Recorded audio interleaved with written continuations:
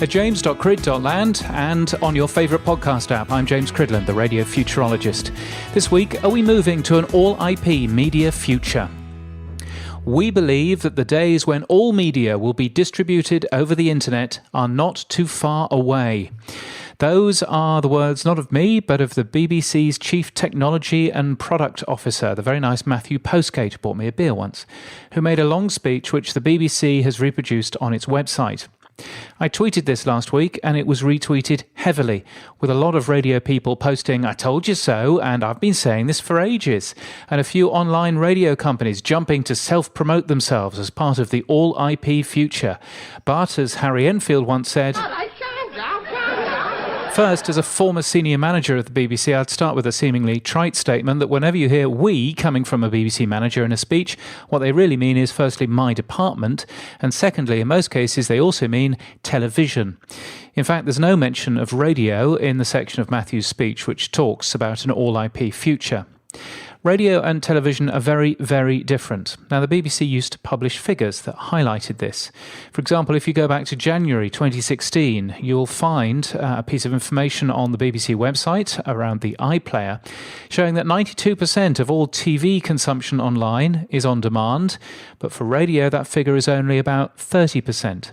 Radio works better as a shared experience with a human connection, and that shared experience is stronger when people listen at the same time. And the fact is that right now, according to Radar, only 9.3% of linear radio listening is online. Just 9.3%. It's tiny.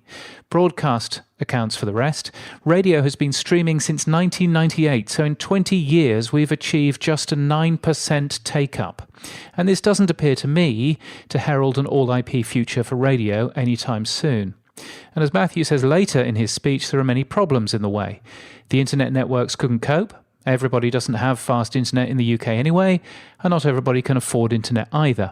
As an example, the BBC is showing the World Cup online in 4K this year, but they're limiting the number of people accessing these streams because the all-IP future is, it seems, not a very scalable one. Now, it could well be the case that the future of most television is on demand. We've seen this begin to happen for some time. PVRs or services like Netflix would tend to highlight where the future might be going.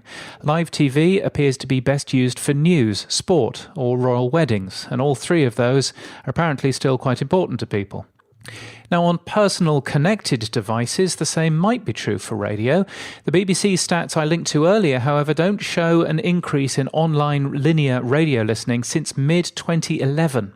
And people like a skip button on the device in their hands. Music radio already has a strong competitor in terms of services like Spotify, and talk radio is competing to an extent with podcasting. A live linear stream is not a good match for a highly interactive product like a mobile phone. Now, I believe that with the right product, we could significantly increase radio listening online, but that wouldn't be to live linear radio. If radio's future online is a mix of near-live and personalised content, as I believe it is, then that needs dramatic change to how we make radio programmes. It's not going to be enough to get the intern to edit bits out of a live show, as we currently do, and sling them online. Lazy, live, unpolished radio doesn't compare well with other forms of audio that we have available now. We need a total rethink of how radio production works for our future. And as Matthew says, quote, "At this nascent stage, the type of future we're heading towards is very much up for grabs." Well, I'll say, with just 9.3% of radio listening being online at this point, I'll go further.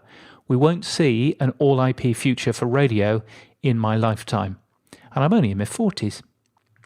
You can get my weekly newsletter at james.crid.land and daily podcast news at podnews.net. And until next time, keep listening.